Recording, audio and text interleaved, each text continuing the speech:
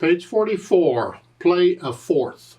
On this lesson, they're introducing you to an interval of a fourth. I've already introduced you to all intervals, so just count up. Let's take these notes again that we've been using, these notes, and start with a C. If I go up a fourth, 1, 2, 3, 4. Remember the note I'm on is 1. We don't start with 0, it's 1. So those are fourths. Fourths. In the music, one note will be on a line and the other on a space, or it'll be on a space and the other on a line. It's just one more than a third. Okay, so much for fourths. Let's look this over and see what we got here. We got 2 lines long, treble bass clef, 4/4 time signature. I see a bunch of quarter notes and half notes.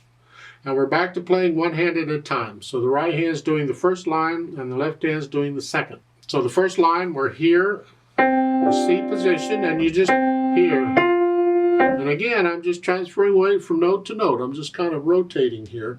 It's a small motion, but I can exaggerate it so you can see it better, but it's really a small motion. Just transferring weight from finger to finger. Second line, same thing, you're down here, and I'm transferring weight.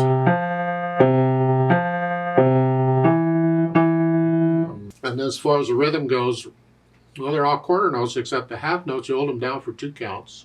So you go through and do it. I don't want to spoon feed it to you. I'd rather you read this music and figure it on your own. And once I have that down, then I think about the articulation. They don't give us any slurs or nothing. So in that case, because there's words, I'm going to follow the words. So I'm going to put in the sentences. I'm going to lift up between the sentences. In the first line, that's a sentence, and then going on, we'll lift up. Just a little lift. It's like taking a breath. And at the end of the line, I'm going to lift up. Again, it's the end of a sentence to go on. So I'm going to put in the sentences. I'm just going to lift up a little bit. Then the dynamics.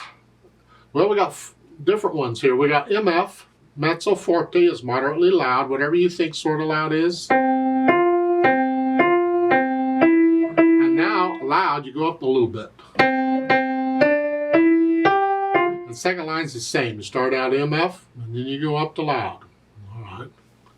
You'll have to decide what those are. It depends on your situation. Just for you, what is sort of loud and loud? Not super loud, just loud.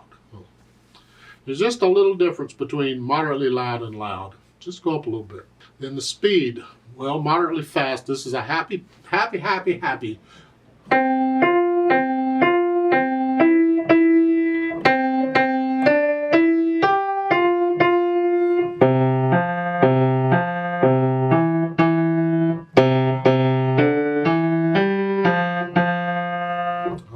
You stay relaxed. When you start playing loud, you want to tense up.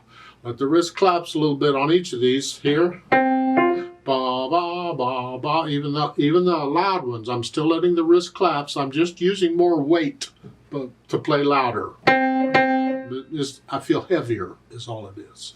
That's why it's called a controlled weight distribution. I'm controlling how much weight I'm putting on the keys. Now, I'd like to introduce another thing they'll get to someday, but I want to do it now. And that is a thing called feeling the music. It's important that we learn to feel the music, get into the music.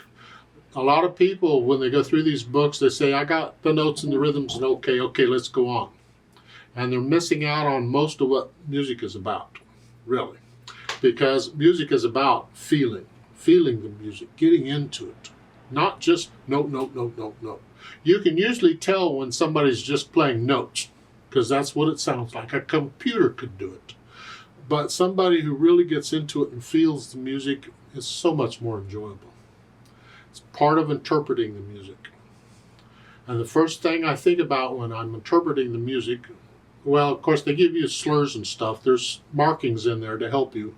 And the dynamics is part of interpreting the music. But you go further than that, and I want to think about a thing called natural accents.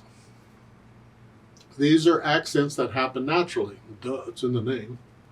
And an accent for piano is where you play the note just a little louder, just a hair louder. You feel it. It happens naturally. When you're dancing, A lot of times you're dancing to the natural accents, whether you know it or not. You're feeling them.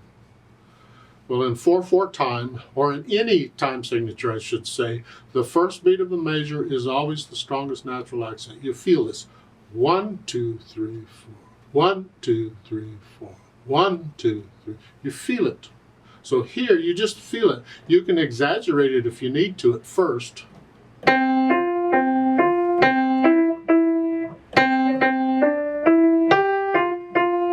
But eventually, you just want to feel it. 1, 2, 3, 4, 1. Now, in 4/4 time, there's another one on the third beat. So it's 1, 2, 3, 4. 1, 2, 3, 4. Here. So 1, 2, 3. You feel these. And that's what I'm going to ask you to start thinking about now. Is get into it once you have it learned. Steady beat throughout. Start putting in and feeling these natural accents.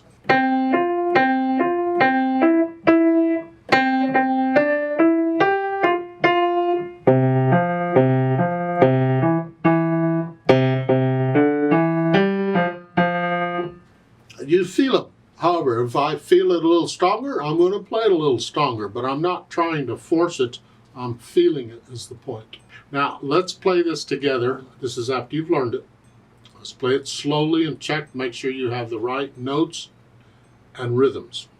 I'm not going to do the dynamics. I'll play everything about the same. I'll give us 4 counts.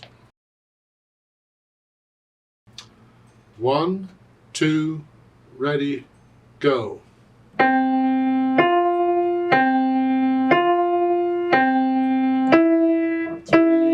4.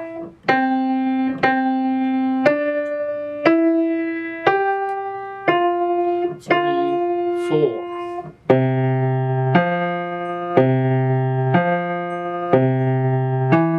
3, 4.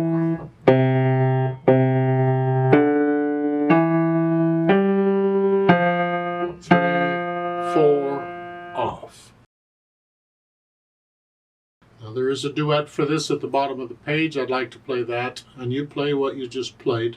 I'm going to speed this up a little closer to where it goes, not totally, but faster than we did. I'll give us 4 counts, and I need you to go up an octave again. So just pretend that middle C instead of here is up here. And instead of here, you're up here. Here. Play it up here. 1, 2, ready, go.